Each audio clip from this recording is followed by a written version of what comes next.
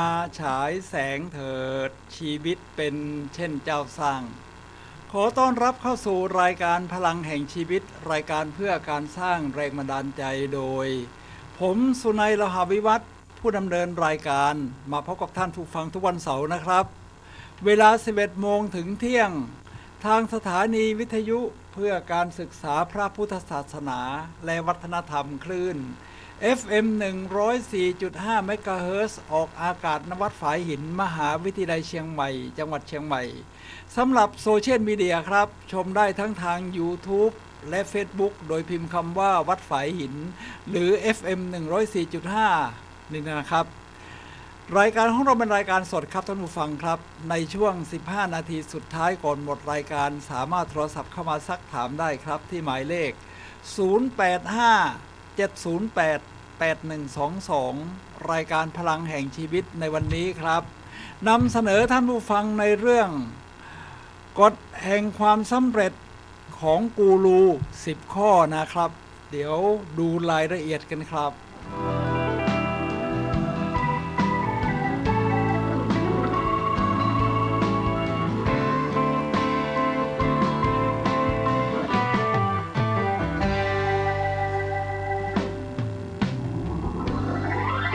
ผมก็เช็คกับทางบ้านนิดนึงนะเป็นธรรมดาของดีเจนะครับเดี๋ยวดูว่า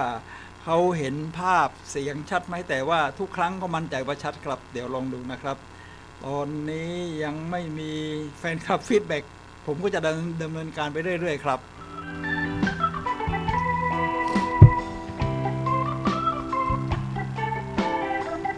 เป็นเรื่องธรรมดาธรรมชาติครับท่านผู้ฟังครับที่ใครๆก็อยากจะประสบความสำเร็จวันนี้ผมก็นำกฎแห่งความสำเร็จของอดีตสตรีหมายเลขหนึ่งในยุคของประธานาธิบดีโอบามานะครับนี่เขาชื่อว่ามิเชลโอบามาซึ่งก็เป็นกฎ10 ข้อของเธอนะครับที่ใช้ในการสร้างความประสบความสำเร็จให้ทั้งสามีแล้วก็ตัวเองครับเดี๋ยวลองดูซิว่าระดับสตรีหมายเลขหนึ่งของสหรัฐอเมริกานั้นเขามีกฎแห่งความสำเร็จได้อย่างไรเพราะว่าที่ผมสงสัยอยู่ก็คือว่าทั้งคู่นี่เป็นชาวผิวสีนะแล้วในอดีตประธานาธิบดีของประเทศสหรัฐอเมริกาไม่เคยมีผิวสีเลยมีบารักโอบามาในคนแรกเดี๋ยวเราจะดูว่ากฎแห่งความสำเร็จของเธอเป็นอย่างไรครับ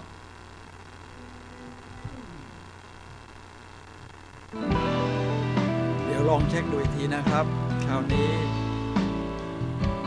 ส่งสติ๊กเกอร์นะครับเยี่ยมมากภาพเสียงก็คิดว่าต้องเยี่ยมอยู่แล้วครับเดี๋ยวผมลองดูว่ากล้องของ YouTube นี่ใช้กล้องไหนนะครับผมเช็คแป๊บเดียวครับนิดเดียวเอาละนี่ละวันนี้ที่วัดฝายหินรู้สึกเขาจะเตรียมงานเห็นเตรียมซุ้มเตรียมอะไรกันไว้นะครับ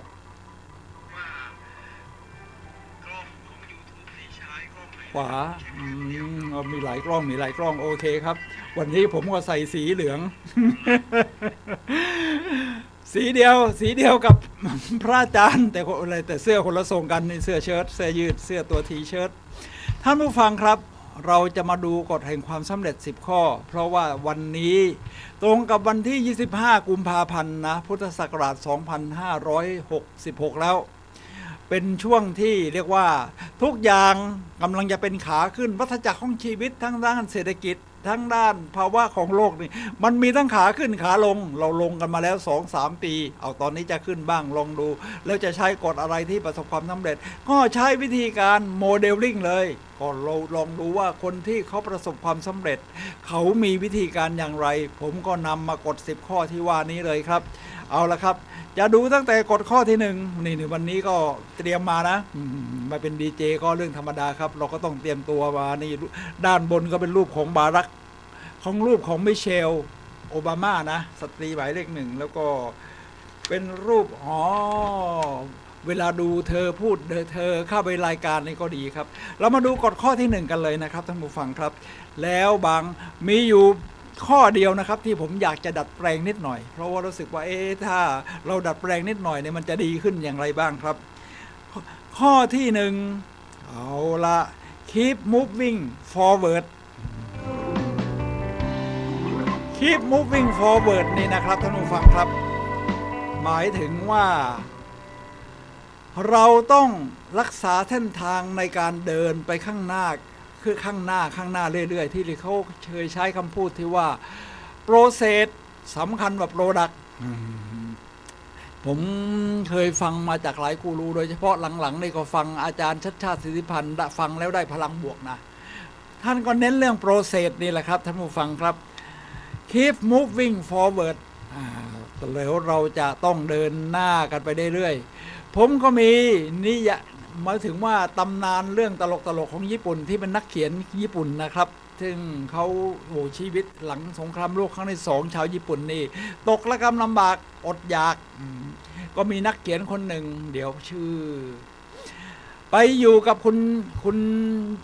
คุณยายไปอยู่คุณยายก็ถามคุณยายว่าชีวิตคนเราทำไมไม่เดินถอยหลังก็คุณยายบอกว่าเดินถอยหลังมันยากกว่าเดินไปหน้าก็แทรกเล็กน้อยครับเดี๋ยวเราจะพูดเรื่องการเดินไปข้างหน้าชีวิตก็ต้องเดินไปข้างหน้าแหละครับแน่นอนละครับตั้งแต่อยู่ในท้องเราก็โตขึ้นเรื่อยๆมันก็เป็นการก้าวไปข้างหน้าพอคลอดออกมาหัวเท่ากำปั้นตอนนี้มันก็โตขึ้นเรื่อยๆก็ก้าวหน้าเป็นเรียนหนังสือก็เดินไปข้างหน้าเรื่อยๆจบสำเร็จการศึกษาก็ก้าวหน้าเริ่มอาชีพการงานก็ขึ้นไปเรื่อยๆจนอาชีพกลางคนตอนนี้ผมก็พูดถึงอายุผมบ้าง ถ้าอยู่ในวัยสูงวัยอย่างผมนี่นะครับท่านผู้ฟังครับอะไรจะต้องเดินไปข้างหน้าไหมเนี่ยต้องเดินไหมครับต้องเดินครับต้องเดินไปข้างหน้าครับไม่ว่าจะอยู่ในวัยไหนนี่เราก็ต้องเดินไปข้างหน้าเรื่อยๆไม่งั้นเราก็จะถอยหลังเมื่อเช้านี่เมื่อวานนี้สิผมฟังรายการของที่จัดโดยสำนักพิมพ์ฐานเศรษฐกิจเป็นหนังสือพิมพ์นะที่เชิญบรรดาหมอที่มีชื่อเสียงโรงพยาบาลที่ยอดเยี่ยมและที่สำคัญคืออาจารย์ชัดชาติสิทธิพันธ์เนี่ยนะครับมาบรรยายในฐานะผู้ว่าราชการกรุงเทพมหานครท่านก็เน้นเรื่องเส้นเลือดฝอยให้มีการพบปะในเส้นเลือดฝอยก่อนที่จะประดังกันเข้ามาที่โรงพยาบาลกันแล้วก็รู้แล้วคิวมันก็ยาวแล้วจะต้องทำอย่างไรแต่ที่สำคัญนะครับฟังอาจารย์หมอชัดชัยสิทธิพันธ์พี่ชายคู่แฝดของอาจารย์ชัดชาติอาจารย์หมอบอกว่าคือเดิมนี่เราใช้ชีวิตนี่นะครับเราก็เน้นเรื่อง life long คือชีวิตที่ยืนยาวนะทีนี้มาปัจจุบันเราจะเน้นเรื่องนี่ด้วยก็คือ health long คืออายุยืนยาวไม่สำคัญเท่ากับมีสุขภาพยืนยาวฉะนั้นมันจะมีช่วงว่างอยู่ในบั้นปลายของชีวิตนะครับท่านผู้ฟังครับทุกคนเขาจะถึงบั้นปลายชีวิตในช่วงที่สูงวัยขึ้นก่อนที่เราจะลาโลกนี้ไปเนี่ยมันจะมีช่วงที่ยากลำบากของสุขภาพอยู่5 ปีนะเช่นนอนติดเตียงเป็นโรค NCD คือเป็นโรคเรื้อรังที่ไม่ติดเชื้อเป็นโรคทำตัวเองนะกินน้ำตาลเยอะอะไรทำนองนี้ไม่ออกกำลังกายโรคอ้วนโรคความดันโลหิตสูงเส้นเลือดในสมองหัวใจอะไรเบาหวานจนถึงมะเร็งอะไรทำนองนี้ทีนี้ถ้าเราคิดได้มาทำเอาตอนอายุมากแล้วก็ยัง moving forward ได้ครับท่านผู้ฟังครับเดินไปข้างหน้าครับสูงวัยอย่างพวกเรานี่เราก็ต้องเดินไปข้างหน้าเรื่องของสุขภาพนี่ก็ต้องระวังเรื่องอาหารการกินครับเพราะว่าโรคทำร้ายตัวเอง NCD นี่นะครับท่านผู้ฟังครับน้ำตาลเป็นหลักผมฟังหมอรุ่นใหม่มานี่เน้นเรื่องน้ำตาลเลยต้องไม่กินได้ก็ดีนะน้ำตาลนี่ถ้ากินรู้สึกมันไม่เกิน3 ช้อนชาหรือ6 ช้อนชาผมไม่รู้นะผมว่ามันเยอะนะฉะนั้นช่วงนี้ผมก็ไม่ได้กินน้ำตาลกินกาแฟเมื่อเช้าอเมริกาโน่ที่คณะเกษตรศาสตร์มหาวิทยาลัยเชียงใหม่ก็อเมริกาโน่ไม่ใส่น้ำตาลอยู่แล้วฉะนั้นมันก็เป็นเรื่องที่ดีแล้วถ้าจะกินน้ำวันนี้นี่น้ำขออนุญาตนะเพราะว่ามันฝุ่นละอองในเชียงใหม่ตอนนี้เยอะมันคันคออยู่เหมือนกัน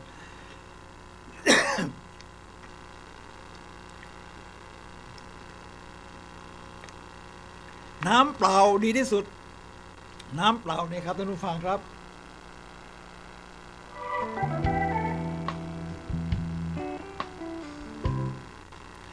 น้ำเปล่านี่แหละครับดีที่สุดแล้วครับท่านผู้ฟังครับทีนี้ด้านสุขภาพอื่นๆแล้วนอกจากอาหารการกินเราต้องเดินไปข้างหน้าโดยการออกกำลังกาย ออกกำลังกายนี่เป็นเรื่องใหญ่ครับท่านผู้ฟังครับเดี๋ยวผมจะพูดถึงการออกกำลังกาย3อย่างที่ผู้สูงวัยควรจะทำนะคือเดินไปข้างหน้าคือออกได้มากได้น้อยนี่ไม่เป็นไรครับเอาตามกำลังก่อนเดี๋ยวมันค่อยๆเพิ่มได้เองครับ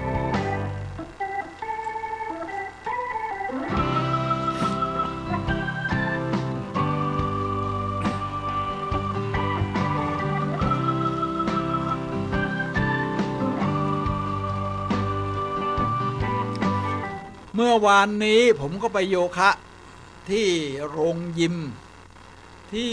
มหาวิทยาลัยเชียงใหม่ก็ฟรีนะทุกวันพฤหัสศุกร์เวลา5 โมงเย็นถึง6 โมงเย็นไปเราเวลาอายุมากนี่เส้นมันไม่ค่อยยืดก็ต้องไป moving forward กันละให้มันเคลื่อนยืดนะครับรู้สึกมันก็โล่งไปทั้งตัวกับหัวใจโอ้เต้นแอโรบิกถ้าจะวิ่งไม่ไหวก็เดินเร็วผมก็เต้นแอโรบิกสัปดาห์ละ3 ครั้งมวลกล้ามเนื้อมันสลายไปเรื่อยๆเนี่ยมันหดมันถอยหลังมันไปคือไม่ไปข้างหน้าเราก็ต้องยกเวทนะครับยกเวทสัปดาห์นึงยกแบบครบเซตนะชั่วโมงนี่ก็สัปดาห์ละอย่างน้อย1 ครั้งนะถ้าใครจะได้2 ครั้ง3 ครั้งยิ่งดีครับแล้วก็ในช่วงที่จะไปเต้นแอโรบิกนี่ก็ยกเสียนิดหนึ่งสัก2-3 ท่าหน้าอกหลังเพราะว่ากล้ามเนื้อตรงนี้มันมีกล้ามเนื้อเยอะเราก็ต้องให้มันมีเยอะนี่แหละครับคือการ moving forward ทีนี้การ moving forward นี่นะครับเราก็ต้อง moving forward ด้านอื่นๆด้วยนอกจากอาหารการกินหลับนอนตรงเวลาแล้วก็เรื่องของการออกกำลังกายเดี๋ยวผมจะแทรกเรื่อง moving forward เป็นในหัวข้ออื่นๆเพราะเรามี10 หัวข้อเราก็ต้องทำกิจกรรมงานอดิเรกที่ทำให้ได้ใช้สมองได้ใช้พลังไม่งั้นเราก็จะเป็นอัลไซเมอร์เชื่องซึมไปเดี๋ยวค่อยๆแทรกมาครับท่านผู้ฟังครับ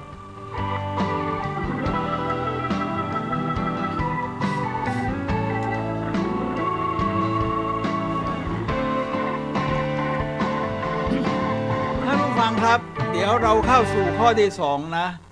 Be authentic Be authentic นี่ก็คือเป็นของแท้เป็นของแท้เป็นยังไงนะครับผมขยายความนิดหนึ่งในความเห็นของผมก็คือน่าจะเป็นเรื่องของอัตลักษณ์ล่ะภาพที่เป็นตัวตนของเราบางทีเราพยายามทำเป็นคนอื่นที่ไม่ใช่เรา เสแสร้งอะไรประมาณนี้มีหลายฉากในความเป็นผมนี่ฉากเดียวพอ มีฉากเดียวชีวิตนี่มีฉากเดียวแต่ว่ามันมีหลายขั้นมีหลายตอนไงมีหลายมุมแต่มันฉากเดียวที่มันมาจากข้างในจากข้างในเราฉะนั้นเป็นตัวตนที่แท้จริงเป็นตัวตนที่แท้จริงเป็นยังไงครับมันก็ต้องหาเส้นทางชีวิตของเราให้เจอเลยนะครับใช่ไหมครับท่านผู้ฟังครับซึ่งก็คือหาแพชชั่นถ้ามาในสมัยนี้เขานิยมที่จะหาแพชชั่นก็คือสิ่งที่เราหลงไหลเราหลงไหลแล้วเราก็ทำเป็นตัวตนของเราผมทำงานสายการเงินมานานตลอดชีวิตมันเป็นตัวตนของเราหรือเปล่ามันเป็นไปกระแสสังคมเสียส่วนใหญ่นะผมว่าเพราะว่าสังคมในสมัยโน้นเขาก็ต้องมาสายการเงินสายอะไรนี่นะครับคือแล้วราชการมาก่อนผมพอยุคผมว่าสายการเงินตอนนี้มันไม่ใช่เป็นสายยุคของดิจิตอลสายของอินเทอร์เน็ตท่านผู้ฟังครับทีนี้เมื่อจะหาตัวตนที่แท้จริงต้องดูว่าเราทำอะไรที่มันหลงไหลแล้วมันพาสไปได้เร็วนี่ฉะนั้นสิ่งที่เป็นตัวตนที่แท้จริงของผมก็คือการชอบพูด นี่ไมโครโฟนอยู่ตรงนี้การชอบพูดนี่นะครับนี่เป็นตัวตนของเราเหรอตอนที่เป็นผู้บริหารธนาคารอยู่เวลาบริหารธนาคารจัดการเรื่องเงินดูลูกค้าดูผู้ใต้บังคับบัญชาดูอะไรเนี่ยนะครับมันก็ไม่สนุกเท่าตอนที่เขาเชิญไปเป็นวิทยากรของธนาคารบรรยาย managing change อะไรอย่างเงี้ยซึ่งผมเป็นหัวหน้าทีมอยู่รู้สึกมันมีความสุขนี่มันตัวตนที่แท้จริงของเรานะฉะนั้นเวลาเมื่อเราพ้นพบตัวตนที่แท้จริงเราไม่ต้องเขินไม่ต้องอายฉะนั้นเวลาใครถามผมว่าตอนนี้ถ้าจะให้นิยามคุณสุนัยเนี่ยจะนิยามตัวเองว่าอย่างไรก็ผมก็บอกว่า ผมสุนัย ลหวิวัฒน์วิทยากรด้านการสร้างแรงบันดาลใจประมาณนั้นนะครับประกาศเลยครับ ใครที่อยากเอาเป็นเรื่องการพูดก่อนนะ คุณอยากเป็นจิตรกรอยากเป็นนักดนตรี เดี๋ยวก็จะคุณก็ใช้สไตล์ของคุณได้เลยว่า ตัวตนที่แท้จริงเราก็ประกาศว่า ผมเป็นวิทยากร ผมเป็นนักดนตรี ผมเป็นนักเซโลผมเป็นคีตกวีอะไรก็ประกาศไปเลยครับเดี๋ยวเส้นทางมันก็จะเดิน มันเป็นการประกาศตัวตนที่แท้จริงไม่ต้องเสแสร้งครับ ถึงไม่ได้แต่อยู่ตอนนี้เป็นแล้วแต่มันยังไม่เก่งมันก็จะพัฒนาขึ้นไปได้เรื่อยๆนี่คือการค้นพบตัวตนที่แท้จริงของเราครับตรงนี้เราก็แสดงออกไปเลยฉะนั้นหลังจากที่ไม่ได้หมายถึงว่าออกมาเป็นวิทยากรเต็มตัวแล้วนี่บรรยายไปแล้วนี่นะครับจัดฝึกอบรมมาแล้วนี่500 คอร์สในช่วงเวลา10 ปีที่ผ่านมานี่500 คอร์สครับ500 คอร์สนี่ไม่ใช่เยอะๆไม่ใช่น้อยๆนะเยอะมากตั้งแต่บริษัทเอกชนขนาดเล็กขนาดกลางขนาดใหญ่แม้กระทั่งธนาคารแห่งประเทศไทยหรือไม่ก็เป็นวิศวกรสถาปนิกของการไฟฟ้าฝ่ายผลิตฉะนั้นในการที่เราประกาศตัวตนของเราแล้วเราก็ใช้สไตล์อย่างนี้ทีนี้เมื่อเราจะเป็นวิทยากรเราก็ต้องหาความรู้เพิ่มขึ้นเรื่อยๆทั้งด้านจิตใจผมเป็นนักเรียนรู้ครับอยากรู้อยากเห็นยังรู้สึกว่าเรายังเป็นมะม่วงดิบอยู่เรายังโตได้เรายังอยากรู้โน่นรู้นี่ก็มันทำให้สมองalertจริงเป็นผู้สูงวัยอย่างพวกผมเนี่ยนะครับมันทำให้สมองมันalertเมื่อสัปดาห์ก่อนครับเพื่อนส่งคลิปมาจากอเมริกาก็จะมาโชว์ซะหน่อยว่าโอ้พออ่านปั๊บมันเจอตัวตนที่แท้จริงเลยว่างั้นเถอะนะครับเดี๋ยวให้ดูนะครับว่าเขาส่งคลิปอะไรมาคลิปที่เขาส่งมาอ๋อเดี๋ยวผมลบถ้าจะลบไปแล้วเอาต้องดูในนี้นี่ในไลน์นะครับในไลน์ก็ดูในไลน์รูมนี่เขาเรียกว่า a class of students where ask หมายความว่าหาว่าให้นักเรียนเนี่ยให้คะแนนว่าอะไรที่จะนับได้ว่าเป็นสิ่งอัศจรรย์ของโลกนี่เขาก็ใช้ดูนี่ก็มีอะไรล่ะแน่นอนอยู่แล้วพีระมิด แล้วก็กำแพงเมืองจีนแกรนด์แคนยอนที่อเมริกาอะไรทำนองนี้นะทีนี้มันมีเด็กผู้หญิงคนหนึ่งนะครับเดี๋ยวเขานั่งเฉยๆครูก็ไปถามเอาทำไมเธอไม่เอาความเห็นกับเพื่อนล่ะเด็กผู้หญิงขี้อายคนนี้แกนั่งนิ่งสักพักหนึ่งครูก็ขยันขยอก็เลยต้องตอบว่าสำหรับหนูเนี่ยมันหมายถึงซอฟต์พาวเวอร์ที่อยู่ข้างในเช่นการสัมผัสฟีลลิ่งได้หัวเราะเดี๋ยวเสาร์หน้าจะคุยเรื่องนี้นี่จะหาตัวตนที่แท้จริงต้องผ่านเส้นทางแบบนี้ที่เราจะต้องศึกษาเรียนรู้กันไปเรื่อยๆครับนี่คือกฎข้อที่2ของความสำเร็จครับ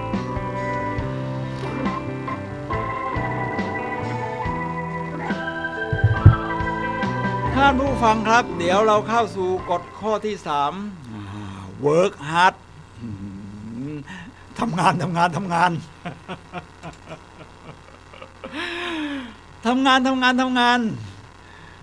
work hard ผมดูคน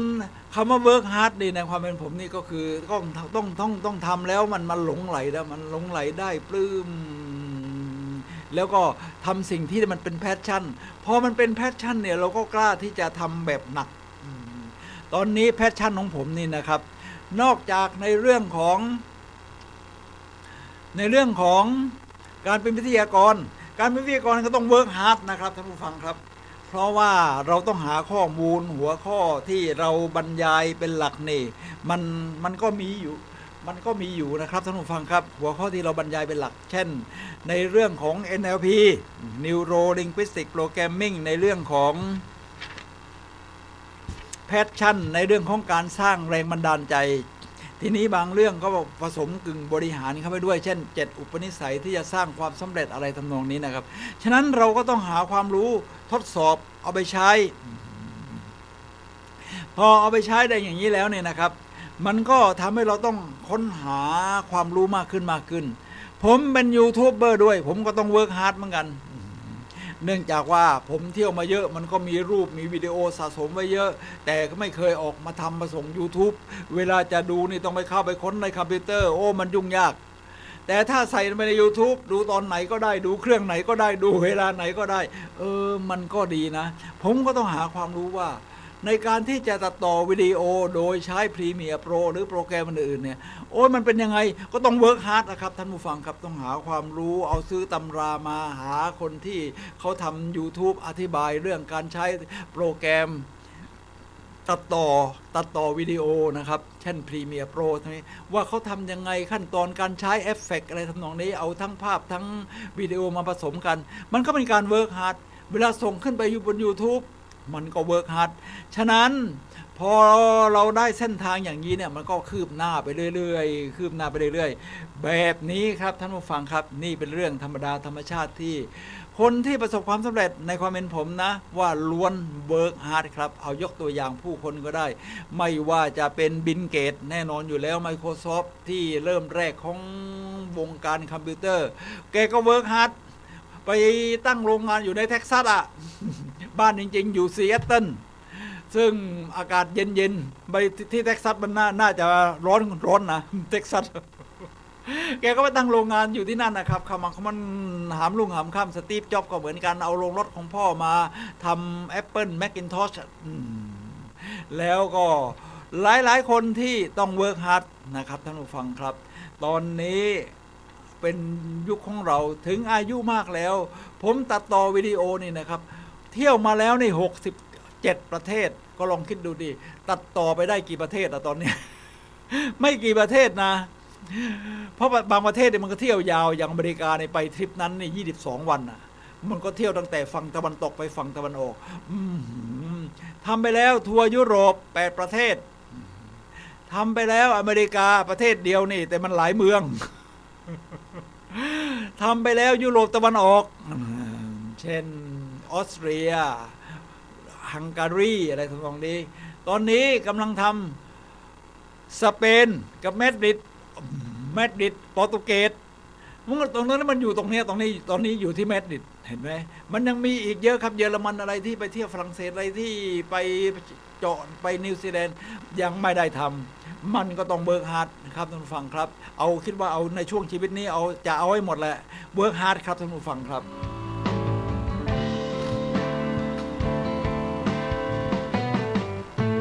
ท่านผู้ฟังครับกฎข้อที่ 4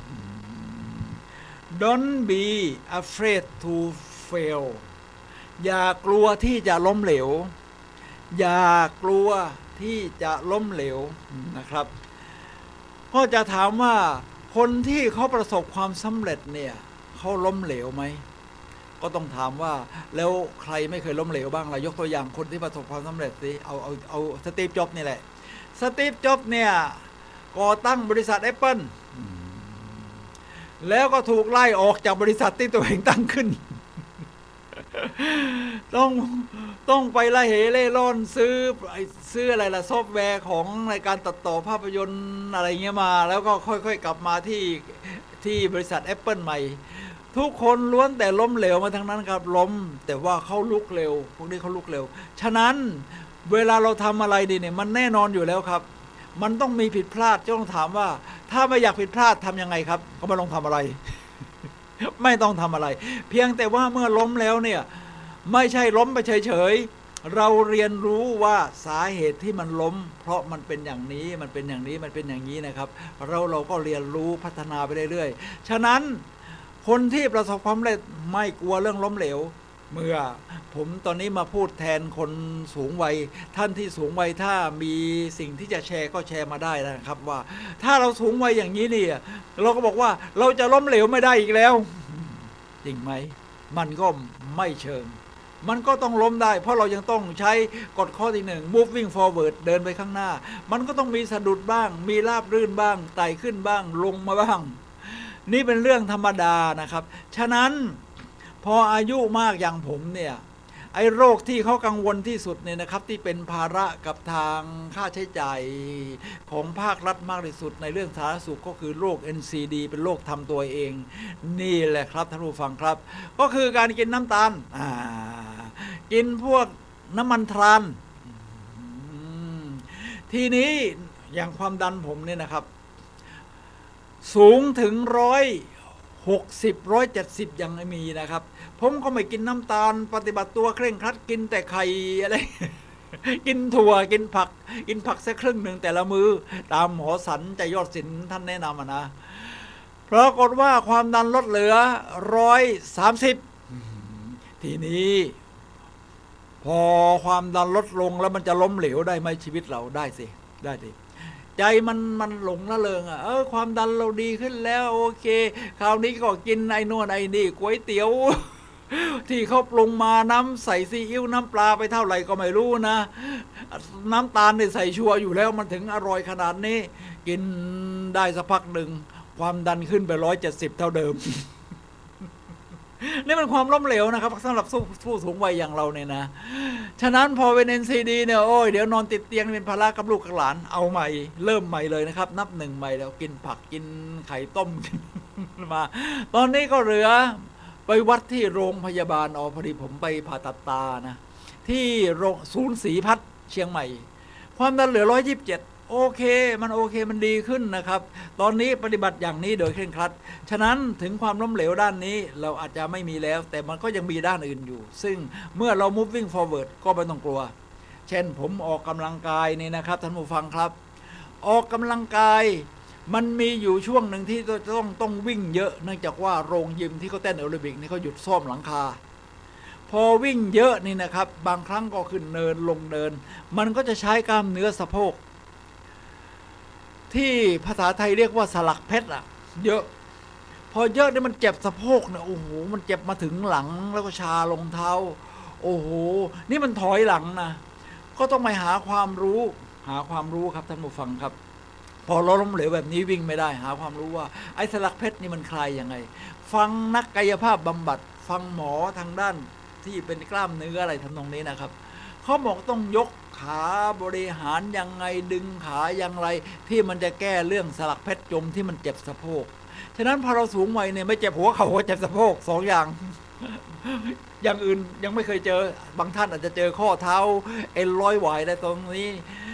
ท่านผู้ฟังครับนี่แหละครับเมื่อล้มเหลวแล้วมันก็ต้องฟื้นใหม่เอาดึงสลักเพชรวิ่งให้น้อยลงไปออกกำลังกายแบบอื่นให้มากขึ้นนะครับฉะนั้นไม่ต้องกลัวความล้มเหลวครับเราค่อยๆเรียนรู้โดยใช้ข้อที่1 moving forward เป็นตัวนำครับ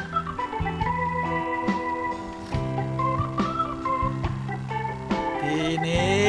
มาถึงข้อที่5ครับ choose your own path คือให้เลือกเส้นทางชีวิต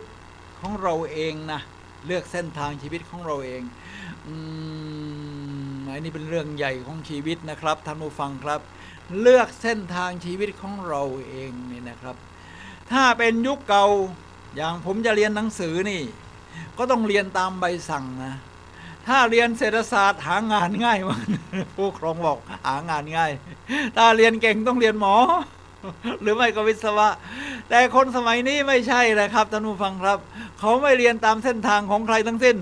เขาจะหาเส้นทางของตัวเองอย่างหลานผมนี่เรียนเก่งที่มงฟอร์ดนะครับอยู่ห้องกิฟต์เรียนดี3 ปีซ้อนติดกันเลยนะครับได้รับโล่รับเกียรติบัตรเมื่อไม่กี่วันที่ผ่านมาโรงเรียนมงฟอร์ดเชียงใหม่อยู่ห้องกิฟต์มัธยมต้นคราวนี้ก็ได้ห้องกิฟต์มัธยมปลายกำลังจะเริ่มเปิดเทอมในเดือนมีนาคมนี้แหละทีนี้คุณยาย หมายถึงแฟนผมก็แนะนำว่าต้องเรียนหมอเรียนเก่งนี่ เขาบอกเขาไม่เอาหรอกหมอแล้วจะไปทำอะไรเขาบอกเขามีเส้นทางชีวิตของเขานะเด็กที่เด็กสมัยนี้นะฉะนั้นเวลาผมเจอผู้คนสมัยนี้ผมก็ต้องขอบคุณพ่อคุณแม่นะที่ยอมให้ลูกให้หลานนี่เลือกเส้นทางชีวิตตัวเองผมเห็นชัดอยู่คนหนึ่งครับตอนที่วิ่งอยู่ที่สนามวิ่งของมหาวิทยาลัยเชียงใหม่นี่นะครับก็มี2 คนสามีภรรยาวัยกลางคนมีลูกเล็กๆนะผมว่าอายุแกสัก9 ขวบได้มั้งไม่รู้ถึงหรือเปล่าเป็นผู้ชายเตะฟุตบอลนี่เก่งมากเลยมีบอลเซนส์นะเนื่องจากผมเล่นเทนนิสมาก่อนผมเข้าใจเรื่องบอลเซนส์ว่าเข้าจังหวะยังไงเตะลูกยังไงส่งลูกยังไงเข้าชาร์จลูกยังไงถ้าเด็กคนนี้ทำได้หมด ทีนี้ก็ถามไปเจออีกครั้งสุดท้ายเมื่อสัปดาห์ก่อนที่อุทยานหลวงราชพฤกษ์เชียงใหม่ถามว่าเป็นไงลูกยังชอบเป็นนักฟุตบอลอยู่หรือเปล่าเขาบอกยังชอบอยู่เนี่ยยังเตะยังอะไรตอนนี้เรียนสาธิตมหาวิทยาลัยเชียงใหม่ก็มีอาจารย์เขารับสอนเรื่องการเป็นนักฟุตบอลก็ให้ไปเข้าเรียนกับเขาด้วยแล้วก็ถ้าเส้นทางชีวิตอนาคตล่ะถ้าลูกเขาเลือกเส้นทางเป็นนักฟุตบอลผมทั้งสามีภรรยายินดีสนับสนุนมาสมัยใหม่มันเป็นอย่างนี้ครับท่านผู้ฟังครับถ้าเป็นสมัยก่อนเป็นนักฟุตบอลเดี๋ยวอดตายพออายุมากขึ้นมันเตะไม่ไหวสู้เด็กรุ่นอายุ30ไม่ได้เพราะกำลังมันน้อยลงแต่พ่อแม่สมัยนี้มันเปลี่ยนไปก็ลองดูเมื่อเด็กๆในเลือกเส้นทางชีวิตได้เนี่ยเมื่อคุณอายุ30หรือเกินไปหน่อยหนึ่ง คุณเตะไม่ไหวคุณก็สามารถเป็นโค้ชเป็นครูสอนเป็นอะไรจะเป็นนักพากย์ฟุตบอลหรืออะไรก็ได้ที่เกี่ยวกับฟุตบอลที่เป็นแพชชั่นที่คุณชอบเส้นทางที่คุณเลือกฉะนั้นเราเลือกชีวิตของเราเองอยู่แล้วครับท่านผู้ฟังครับ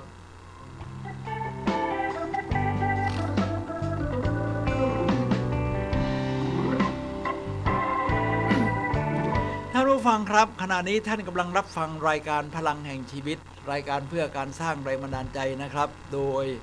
ผมสุนัย โลหะวิวัฒน์ผู้นำเนินรายการมาพบกับท่านผู้ฟังทุกวันเสาร์นะครับเวลา 11 โมงถึงเที่ยงคลื่น FM 104.5 เมกะเฮิรตซ์หรือโซเชียลมีเดีย YouTube Facebook พิมพ์คำว่าวัดฝายหินหรือ FM 104.5 เมกะเฮิรตซ์นะครับท่านผู้ฟังครับท่านผู้ฟังครับวันนี้เราคุยกันในเรื่องกฎ10ข้อแห่งความสำเร็จของกูรูนะครับซึ่งผมนำมาจากข้อคิดของมิเชลโอบามาอดีตสตรีหมายเลข1ของประเทศสหรัฐอเมริกาเราคุยกันมาแล้วถึงกฎข้อที่5เดี๋ยวเราจะคุยกันในกฎข้อที่6ครับ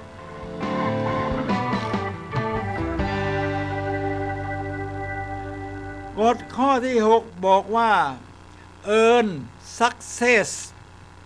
สะสมความสำเร็จสะสมความสำเร็จ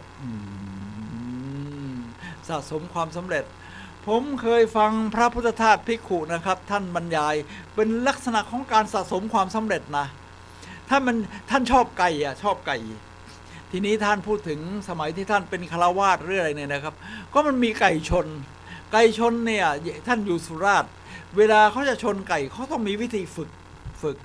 กให้ earn success คือสะสมความสำเร็จนะทีนี้ถ้าจะฝึกไก่ชนยังไม่เคยชนเลยไปชนกับตัวที่เก่งๆในสนามเลยนี่โอกาสแพ้สูงเขาก็ให้ไก่เนี่ยไปไม่ถึงว่าตีกับไก่ที่มันไม่เก่งหรือไก่ที่อ่อนแอตีชนะแล้วก็พอแยกกันแล้วก็เอาไก่ที่เก่งขึ้นมาอีกหน่อยตีชนะแล้วก็แยกกันฝึกไปเรื่อยๆแบบนี้ครับจนไก่มันมีความมั่นใจว่าฉันเป็นไก่ที่เก่งเหมือนกันนะสะสมความสำเร็จมาเยอะแล้วคราวนี้ลงสนามจริงก็พอฟัดพอเหวี่ยงสู้กับเขาได้นี่ครับท่านผู้ฟังครับนี่ตัวอย่างจากพุทธทาสภิกขุเราสะสมความสำเร็จได้เหมือนกันครับในชีวิตของผู้คนนี่เด็กๆถ้าเขาได้รางวัลอย่างหลานผมสมัยที่เขาเด็กๆนี่นะครับเขาเป็นนักวาดนะผมก็สงสัยจะเป็นจิตรกรซะละมั้งเนี่ยผมก็เก็บสะสมเรื่องวาดเอาไว้นี่นะเยอะเลยนะครับเขาไปเข้าโรงเรียนวาดมีจินตนาการสร้างสรรค์โอ้โหผมก็เอารูปมาติดไว้ในห้องนอนผมเลยนะที่หลานวาดเนี่ยหลานผมนี่ชื่อพลัมเสร็จแล้วความชอบของเด็กๆมันก็เปลี่ยนได้ใช่ไหมเขาสะสมความสำเร็จเรื่องวาดรูปมาแล้วต่อไปเป็นเกมเมอร์ เล่นเกมเอาชนะแล้วก็เขาเก่งเรื่องภาษาอังกฤษก็สะสมความสำเร็จมาแบบนี้เรื่อยชีวิตของผู้ใหญ่ก็สะสมได้ครับท่านผู้ฟังครับ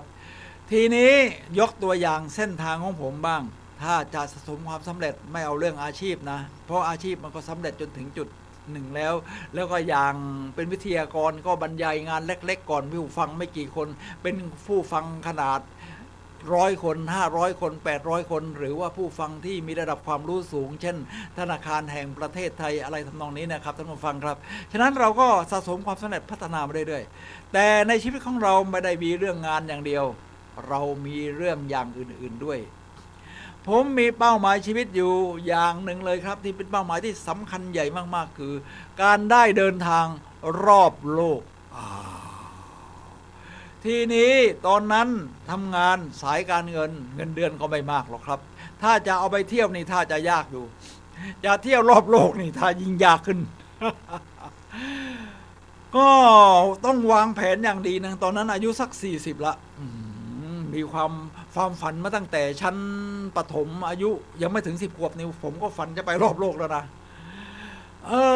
เราจะเดินทางรอบโลกได้ยังไงล่ะรายได้เท่านี้เงินเดือนเขาแค่นี้ครอบครัวเราเป็นอย่างนี้ก็ต้องสะสมความสำเร็จก่อนมันน่าจะต้องไปที่มันใกล้ๆใกล้ๆลองดูออกไปต่างประเทศสักครั้งนี้เพราะชีวิตเกิดมาจนอายุขนาดนี้เรายังไม่เคยออกต่างประเทศเลยตอนนั้นอายุสัก30 กว่าใกล้ๆ40ละก็ต้องปรึกษาภรรยาคู่ชีวิตคุณสิรินันท์เนี่ยนะครับว่าเรามีเป้าหมายจะเที่ยวรอบโลกนะแต่กำลังเราไม่มากพอที่จะเที่ยวทีเดียวรอบโลกนะเราจะทำยังไงครับก็ต้องสะสมความสำเร็จเราจะเริ่มเที่ยวจากประเทศใกล้ๆก่อนตรงนี้เอาไหมแล้วก็รายได้ของเรามีแค่นี้รายได้ต่อปีมันจะเพิ่มเป็นอย่างนี้เรามีโบนัสมีรายได้อื่นๆเข้ามาเท่านี้แล้วก็มันรายได้ประมาณนี้เราจะแบ่งค่าใช้จ่ายอย่างไรมาเป็นการท่องเที่ยวให้มันได้รอบโลกเอาละครับสะสมความสำเร็จผมก็เริ่มเลยนะครับสะสมความสำเร็จเริ่มจากไปประเทศที่ใกล้ที่สุดไปอะไรมาเลเซีย ไปเที่ยวปีนังสมัยนั้นเขานิยมกันไปทางไหนครับไปทางรถไฟนั่งรถไฟเลยนะจากหัวลำโพงนะไปถึงประดังเปซาสุไหงโกลกอะไรประมาณนั้นนะครับเสร็จแล้วค่อยขึ้นรถยนต์ต่อไปปีนังนี่แหละครับท่านผู้ฟังครับพอได้ไปปีนังโอ้มันไม่เหมือนบ้านเราเลยอะทุกคนไม่ได้พูดภาษาไทยบ้านเรือนมันก็แปลกมันก็ฮึกเหิมขึ้นเริ่มสะสมความสำเร็จแล้วนะใจมันฮึกเหิมขึ้นปีรุ่งขึ้นไปไหนเดียเอาคราวนี้นั่งเครื่องบินบ้างดิยังไม่เคยนั่งเครื่องบินออกนอกประเทศเลยอ่ะก็นั่งเครื่องบินกรุงเทพไปฮ่องกงโอ้ลงไปถึงไปเดือนเมษาเมืองไทยเราร้อนมากไปถึงที่โน่นมาได้เตรียมเสื้อกันหนาวไปหรอกมันหนาว ประสบการณ์แรกของชีวิตโอ้โหลงจากเครื่องบินนี่ที่สนามบินไข่ตักมั่งสมัยก่อนนะสนามบินไข่ตักปัจจุบันมันเช็คแลบก๊อกมันใหญ่กว่าเดิมโอ้มันหนาวเที่ยวฮ่องกงมันก็ไม่เหมือนเราโอ้นั่งเรือสำเภาขึ้นไปภูเขาอะไรทำนองนี้นี่ค่อยๆสะสมครับท่านผู้ฟังครับทีนี้พอรู้สึกว่ารายได้เราไปได้แล้วคราวนี้ครั้งต่อไปนี่ไปยุโรปเลยครับ16 วัน8 ประเทศมันก็ค่อยเพิ่มไปเรื่อยมันต้องเริ่มสะสมจากสิ่งเล็กๆน้อยๆทีนี้ผมมาพูดถึงชีวิตของคนที่สูงอายุบ้างครับเราจะเริ่มยังไงครับในการสะสมความสำเร็จสักเซสเนี่ยถ้าไม่เคยออกกำลังกายมาเลยในชีวิตทีนี้ผมมีต้นทุนดีหน่อยเนื่องจากว่าผมออกกำลังกายมาตั้งแต่สมัยเรียนหนังสือมหาวิทยาลัยทำงานคือเล่นเทนนิสซึ่งเป็นกีฬาที่หนักนะกีฬาที่หนักวิ่งเข้าวิ่งออกกระโดดตบถอยหน้าถอยหลังพอถ้าไม่เคยออกกำลังกายเลยจะทำยังไงครับมันก็ต้องเริ่มจากเดินแล้วก็พัฒนาเป็นเดินเร็วเดิน2 เสาไฟฟ้าก็เดินเป็น5 เสาไฟฟ้าเดิน1 กิโล2 กิโลจากนั้นก็ลองเดินให้มันเร็วขึ้นถ้าอายุไม่มากยังแข็งแรงพอไหวอยู่ก็ลองวิ่งเหยาะๆค่อยๆพัฒนาไปเรื่อยๆสะสมความสำเร็จไปแบบนี้มันก็ไปได้ครับเป็นการใช้ชีวิตในผู้สูงวัยที่สะสมความสำเร็จในเรื่องของร่างกายและยังมีอย่างอื่นๆที่ให้เราเรียนรู้กันอีกครับ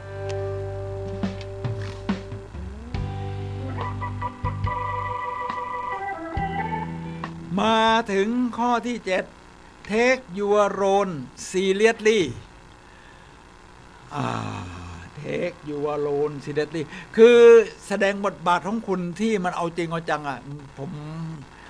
มไม่ค่อยเห็นด้วยเท่าไหร่นะเอาจริงเอาจังมันก็เอาจริงเอาจังนะเอาจริงเอาจังเอาต้องอยู่ตัวอย่างคนที่เขาทำงานแล้วมันเข้าตาประชาชนในตอนนี้เช่นอาจารย์ชาติสิทธิพันธ์ท่านทำงานผู้ว่าราชการกรุงเทพมหานครท่านปัจจุบันเนี่ยนะทำงานแต่ท่านก็เอาจริงเอาจังนะเอาจริงเอาจังกับงานเอาจริงเอาจังถ้าจะทำเรื่องน้ำท่วมดึกดื่นแค่ไหน นั่งรถตากฝนเดินลุยน้ำก็เอาจริงเอาจังเอาจริงเอาจังพอมาถึงฝุ่นตอนนี้ MP2 กรุงเทพก็เยอะแต่มันก็ไม่เยอะเท่าเชียงใหม่ตอนนี้เชียงใหม่เยอะวันนี้เยอะมากเราแต่อยู่ที่กรุงเทพมันชื่นใจที่ว่าผู้บริหารเขาแอคชั่นอะแอคชั่นแล้วมันเห็นชัดท่านก็บอกอธิบายได้ชัดว่ามันมีจากอากาศด้วยสิ่งที่มนุษย์สร้างขึ้นด้วยการแก้ไขเป็นยังไงตรวจรถไปแล้วกี่หมื่นคันอะไรทำนองนี้ท่านเอาจริงเอาจังปัญหาเรื่องคอร์รัปชันไอ้ยานี่เรื่องใหญ่ของประเทศไทยเลยนะคอร์รัปชันเนี่ยเราจะเห็นผู้บริหารที่เอาจริงเอาจังอย่างนี้จะทำยังไงเอาจริงนะครับที่โดนปปชจับเลยนี่มีผู้อำนวยการโรงเรียนค่าอาหารค่าอาหารเที่ยงหรืออาหารเช้าห้องเด็กคราวนี้ผมไม่คิดว่าขับรถขยะนี่นะจะต้องจ่ายค่านี่ให้ผู้บังคับบัญชาเพื่อที่จะได้ขับรถคันใหญ่ๆโอ้เพิ่งได้ยินท่านก็เอาจริงเอาจังแล้วเมื่อวานนี้ท่านก็ประชุมเลยนะเรื่องคอร์รัปชันนี่คือท่านประกาศตั้งแต่เริ่มงานแล้วล่ะเป็นผู้ว่ากทมเมื่อวานนี้มีองค์กรมาร่วมด้วยก็มีท่านรองปลัดกรุงเทพมหานครท่านรองสานนท์รองผู้ว่าแล้วก็มีทางสถานทูตของอังกฤษแล้วก็มีหน่วยงานเอกชนมีปปงปปชเข้าร่วมด้วยมาร่วมจับมือกันครับแล้วอาจารย์ชาติชาติก็มาพูดปิดท้ายโอ้นี่เป็นการเวิร์กฮาร์ดนะท่านผู้ฟังนะผมว่าก็โอเคแต่ว่าชีวิตเราไม่ได้เดินเรื่องงานเรื่องเดียวหรือเวิร์กฮาร์ดที่ในเรื่องซีเรียสอะไรเรื่องเดียวในบทบาทเดี๋ยวเราจะพูดข้อที่7นะครับในเรื่องข้อที่8ในเรื่องของบาลานซ์นะครับท่านผู้ฟังครับท่านผู้ฟังครับขณะนี้เราเหลือเวลา12 นาทีสุดท้ายก่อนหมดรายการนะครับท่านผู้ฟังสามารถโทรศัพท์เข้ามาซักถามได้ครับในเรื่องของกฎ10ข้อแห่งความสำเร็จของกูรูครับเดี๋ยวเราจะได้เริ่มข้อที่8กันเลย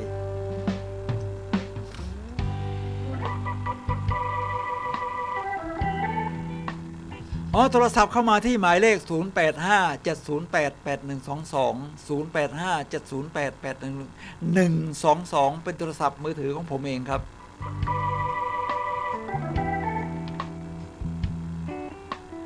ผมเดินเรื่องต่อเลยนะครับท่านผู้ฟังครับในเรื่องของ Enjoy the balance รื่นรมกับความสมดุลแน่นอนอยู่แล้วว่าชีวิตเราไม่ได้มีด้านเดียวถึงทำงานหนักเอาจริงเอาจังแต่เราก็ต้องมีบาลานซ์ในเรื่องของสุขภาพในเรื่องของความคลึกคลื้นคึกคักจริงไหมครับต้องยกตัวอย่างอาจารย์ชาติสิทธิพันธ์อีกทำงา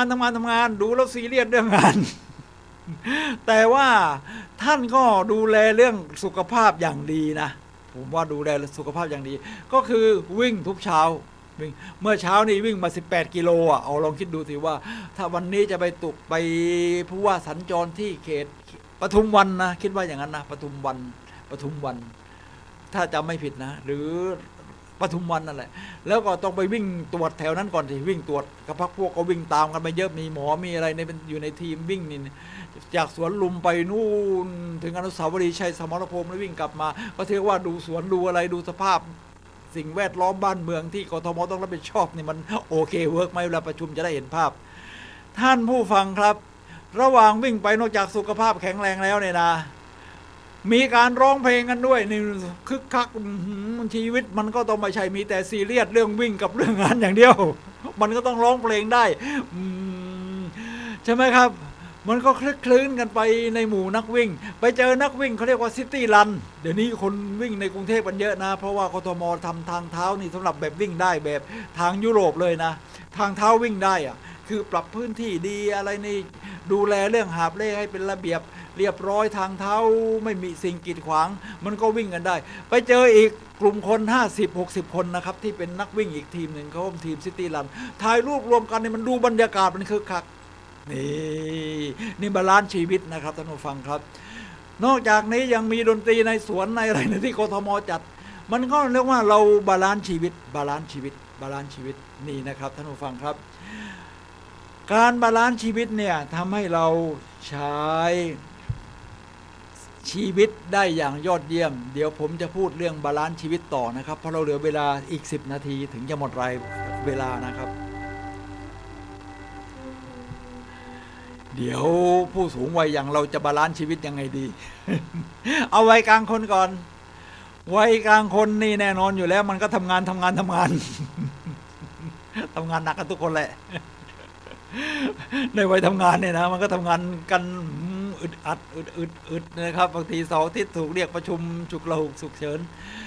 ทีนี้เราก็ต้องบาลานซ์ชีวิตครับออกกำลังกายพูดไปแล้วเราก็ต้องมีสิ่งสุนทรีกับให้กับจิตใจผมบาลานซ์ชีวิตนี่โดยการเดินทางตามที่เล่ามาแล้วนะครับคือชอบการเดินทางครับชอบการเดินทางเวลาได้เดินทางมันถือว่าบาลานซ์ชีวิตนะเหมือนกับเราไปชาร์จแบตเตอรี่อะเวลาเราทำงานเนี่ยเราใช้แบตเตอรี่อย่างเต็มที่แต่ไปถึงทำงานที่ทำงานก่อนใครทั้งหมดอะไรทำนองนี้นะทีนี้พอเราบาลานซ์ชีวิตนี่ถ้าผมได้เดินทางนี่ถือว่าเป็นการไปชาร์จแบตเตอรี่ฉะนั้นปีหนึ่งนี่ผมจะเที่ยวยาวๆครั้งหนึ่งเลยเที่ยวยาวนี่ก็ขนาด7 วัน10 วัน20 วันอะไรทำนองนี้นี่เดินทางแล้วก็ต้องไปที่มันแปลกอะที่มันแปลกที่เราไม่คุ้นเคยอะที่ทำให้เราต้อง alert นะคอยดูว่าไอ้นั่นก็ไม่ไอ้นี่ก็ไม่เคยเห็นโอ้มันตื่นตาตื่นใจไปหมดมันก็เราต้องไปที่ต่างประเทศใช่ไหมครับยิ่งตอนนี้นี่เนี่ยโอ้โหทัวร์ในมหาศาลเลยทั้งออกทั้งเข้ารายได้จากการท่องเที่ยวมหาศาลหลังจากซบเซาจากโควิดมา2 ถึง 3 ปีพอไปนะครับเราก็มันก็ alert มันก็ถือว่าไปชาร์จแบตเตอรี่เลยนะไปประเทศนั้นไปประเทศนี้อย่างไปแคนาดานี่เวลาเราไปแล้วต้องให้คุ้มครับกับค่าเครื่องบินที่เราไปเรามาเฉลี่ยต่อเที่ยวไม่ต้องไปทีไปปีละครั้งพอหรือ2-3 ปีครั้งก็ยังได้เที่ยวอย่างแคนาดานี่มันกว้างนะครับประเทศนี่มันใหญ่มากติดอันดับของโลกนะ1 หรือ 2เนี่ยก็ไปตั้งแต่ฝั่งตะวันตกแวนคูเวอร์ไปถึงโตรอนโตเที่ยวลายทางกันไปเรื่อยเนี่ยมันก็สะสมทีนี้นี่นะครับมันโชคดีที่ว่าเรามีกล้องแล้วเราก็ถ่ายวิดีโอไว้มันก็สะสมไว้แต่เวลาจะเอามาดูนี่มันยากมาก ต้องไปเปิดอัลบั้มต้องไปหยิบแผ่นมาเข้าเครื่องแล้วฉายค้นหาแผ่นอยากดูประเทศนี้ก็ไปหามันอยู่ตรงไหน คราวนี้ไม่เอาแล้ว YouTube นี่แน่นอน YouTube เขาว่าจริงก็มีมาไม่นานนะ YouTube นี่นะพอดู YouTube นี่เราก็มารู้สึกว่ามันโอเคมันดูตอนไหนก็ได้อย่างที่ว่านี่นะครับตอนนี้บาลานซ์ชีวิตนี่เราก็ได้ดูย้อนหลังไปว่าเราก็บาลานซ์ชีวิตใช้ได้นะงานหนักจริงกำลังกายออกครอบครัวก็ผสมผสานกันนะครับให้เกิดความกลมกลืนวินทั้งคู่วินกันทั้งบ้านนะเสร็จแล้วเราก็ต้องบาลานซ์ชีวิตในเรื่องจิตใจของเราด้วยการได้ไปดูโน่นดูนี่ที่มันไม่เคยเห็นนะมันบาลานซ์ชีวิตอย่างผมไปดูอะไรพีระมิดนี่นะครับพีระมิดกีซ่าเนี่ยนะโอ้โหมันอัศจรรย์ของโลกจริงๆนะคนโบราณเมื่อ 3,000 ปีที่แล้วนี่มันทำสิ่งปลูกสร้างที่มันใหญ่มหึมาอย่างมหาพีระมิดกีซ่านี่มันทำได้ยังไงเอาหินไปเรียงกันเป็นพีระมิดนะท่านผู้ฟังครับมันอยู่กลางทะเลทรายซาฮาราไอ้อย่างนี้เนี่ยมันทำให้เรารู้สึกว่ามันมีความมานะพยายามแสดงว่าพีระมิดจะเกิดขึ้นได้นี่ก็ต้องทำงานแต่สมัยก่อนนี่ทำงานบางอย่างมันอาจจะดูโหดร้ายไปหน่อยเพราะมันต้องใช้ทาส ไปกดขี่ไปอะไรเขาสมัยนี้ประชาธิปไตยมันก็ดีขึ้นท่านผู้ฟังครับฉะนั้นการบาลานซ์ชีวิตนี่เราต้องสุนทรีด้วยนะไม่ใช่ว่าเอาเวิร์กฮาร์ดงานอย่างเดียวมันก็ลงบาลานซ์ชีวิตให้ไปชาร์จแบตเตอรี่ไปผ่อนคลายสลับฉากมาเราก็ดีใจครับที่คนรุ่นใหม่เนี่ยเขาบาลานซ์ชีวิตแต่ว่าเขาบาลานซ์ชีวิตในคนรุ่นใหม่นี่เขาไม่เหมือนเรานะเราเห็นลูกเห็นหลานเนี่ยอาจจะแปลกๆจบเรียนหนังสือจบอุดมศึกษาทำไมไม่ไปทำงานกินเงินเดือนได้มันมั่นคงเด็กสมัยนี้ถามว่ามันเขาก็ถามเราว่าคุณตาความมั่นคงนี่มันมีอยู่จริงไหม ลูกหลานๆก็เป็นฟรีแลนซ์กันนะครับเป็นฟรีแลนซ์รับจบมาทำตรงนี้อยากจะทำก็ทำไม่ทำก็ผ่อนคลายไว้ก่อนผมเห็น ที่เขาบาลานซ์ชีวิตแบบแนวแปลกๆก็มีนะ มีร้านซีรีส์เราเรียกว่าร้านมิชลินน่ะมิชลินมันมี3 ดาวอะไรตรงนี้นะครับที่ระดับร้านอาหารเยี่ยมมันมีร้านหนึ่งที่อิตาลีครับท่านผู้ฟังครับ ร้านหนึ่งที่อิตาลีเขาบอกว่าเขาจะเปิดปีละ6 เดือนผมก็สงสัยแล้วมันจะอยู่ได้เหรอปีนึง6 เดือน จะไปทนค่าเช่าทนค่าใช้จ่ายอะไรได้ยังไงเขาบอกเขามีวิธีครับคือเขามีการบาลานซ์ระหว่างงานระหว่างที่เปิด6 เดือนเนี่ยอาหารต้องเนี้ยบมีเมนูใหม่ๆแล้วเมนูใหม่ๆจะเกิดขึ้นได้ยังไงก็ตอนที่ช่วงปิดร้านไป6 เดือน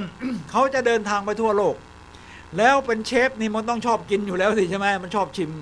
มันก็ต้องไปหาร้านอื่นๆที่มันแปลกๆกันแล้วไปชิมเขาดูสิว่ามันเป็นยังไงร้านไหนใจดีให้ไปถ่ายวิดีโอในครัวได้ด้วยเนี่ยมันก็ยิ่งดีมันก็เป็นการบาลานซ์ใช่ไหมครับพอกลับมานี่เมนูหลังจากหยุดปิดร้านไป6 เดือนเมนูใหม่เปิดร้านเนี่ยเพียบเลยใครจะนั่งร้านนี้นี่ต้องจองมาล่วงหน้า3 เดือนอยากกินร้านนี้ใช่ไหมล่ะจองล่วงหน้า3 เดือนอยู่ที่อิตาลีครับท่านผู้ฟังครับชีวิตมันแปลกไปอย่างนี้ทีนี้ผมมาดูคนรุ่นใหม่บางทีเป็นยูทูบเบอร์นะบาลานซ์ชีวิตเนี่ยเขาเป็นยูทูบเบอร์เขาไม่กินเงินเดือนยูทูบเบอร์อิสระในเมืองไทยไม่น้อยครับเยอะยูทูบเบอร์ชาวต่างชาติที่มาเที่ยวเมืองไทยเอาเฉพาะที่มาเที่ยวเมืองไทยนะก็ไม่น้อยครับมีอยู่คนหนึ่งผมจำชื่อไม่ได้นะครับแกมาเที่ยวเมืองไทยนี่นะแกชอบอาหารไทยมากเลยเดี๋ยวมันดังมากอะเดี๋ยวแต่ว่าไอ้นี่เป็นความบกพร่องผมเองที่ผมไม่สนใจเรื่องที่เรียกว่าชื่อเขานะครับแต่ดูคลิปเขาบ่อยเข้ามาเที่ยวเมืองไทยแล้วเดี๋ยวนะปกติคลิปเขาออกมาบ่อยนะครับเดี๋ยวนะครับลองดูที่ว่าจะมีไหมไม่มีไม่เป็นไรเดี๋ยวเราปิดไปก่อนนะท่านผู้ฟังครับแกมาใส่เสื้อที่ขายกันในโบเบหรืออะไรที่กรุงเทพเนี่ยนะครับเขียนว่าไม่เผ็ดไม่กิน ทีนี้พอใส่เสื้อตัวนี้เข้าไปในร้านอาหารไทยอะไรจะเกิดขึ้น แม่ค้าอ่านแล้วไอ้ตานี้มันชอบเผ็ดแน่เลย ก็ใส่พริกดิแกกินแล้วแกกลับชอบทีนี้ผมดูคลิปวิดีโอที่แกไปเที่ยว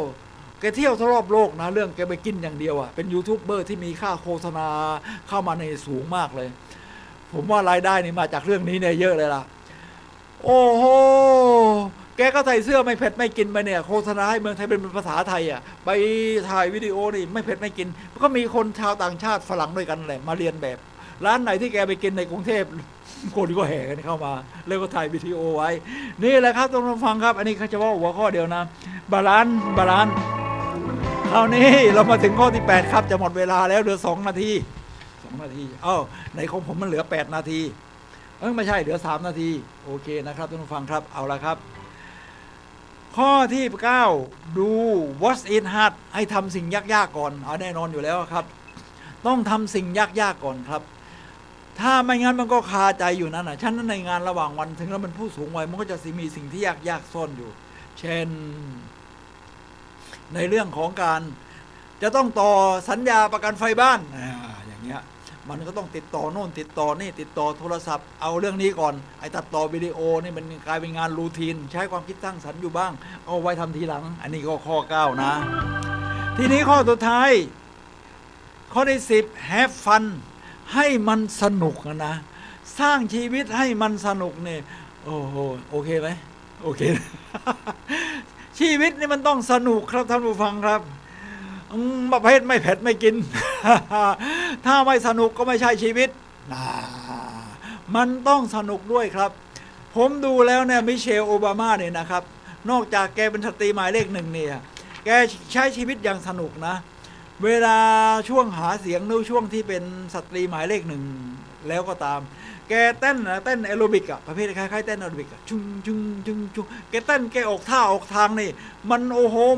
มันสนุกนะครับมันสนุกทีนี้ผมเป็นวิทยากรด้านการสร้างแรงบันดาลใจมันก็สนุกได้ครับมันสนุกได้ไม่ใช่เอาวิชาการจ๋าอย่างเดียวนะครับท่านผู้ฟังครับอบรมเนี่ยผมก็จะถามผู้ฟังเลยนะครับว่าเรามี2 เวอร์ชันให้เลือกถ้าหัวข้อนี้การบริหารงานการร่วมมือกันทำงานเป็นทีมเวิร์กเนี่ยนะครับจะเอาแบบวิชาการหรือจะเอาแบบวิชาการแล้วมันสนุกด้วยข้อที่1คนไม่ยกข้อที่2ยกหมด พอยกหมดนะมันก็ต้องสนุกครับฉะนั้นพอเริ่มต้นมันก็สนุกแล้วครับเฮ้ฉันเชื่อมันฉันมีพลังฉันทำได้ฉันยอดเยี่ยมชีวิตมันก็สนุกแบบนี้นะครับท่านผู้ฟังครับนี่ทีนี้เรามาเป็นผู้สูงวัยแล้วจะสนุกได้ไหมต้องสงบเสงี่ยมหรือเปล่าสนุกได้ครับท่านผู้ฟังครับเอาว่าถ้าจะใช้ชีวิตสนุกตื่นเช้าขึ้นมานี่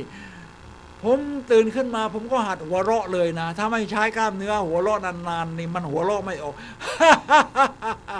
เราหัดหัวเราะได้ชีวิตมันก็เริ่มสนุกผมไปเต้นแอโรบิกเนี่ยเวลาจะลงจากรถคุณสิรินันท์เขาไปส่งผมใช่ไหมคนที่นั้นเขาก็บอกว่าสุดเวียงว่าอะไรนะพี่เอาแน่นอนวันสุดเวียงการสุดเวียงนี่มันความสนุกเต้นอาจารย์หมุนแล้วก็หมุนทั้งเราอายุมากแล้วก็เขาหมุนเร็วแล้วก็หมุนช้าหน่อยแต่วันไหนแข็งแรงมากก็หมุนเร็วหน่อยมันชีวิตมันก็สนุกได้ครับสนุกได้ทุกจุดครับ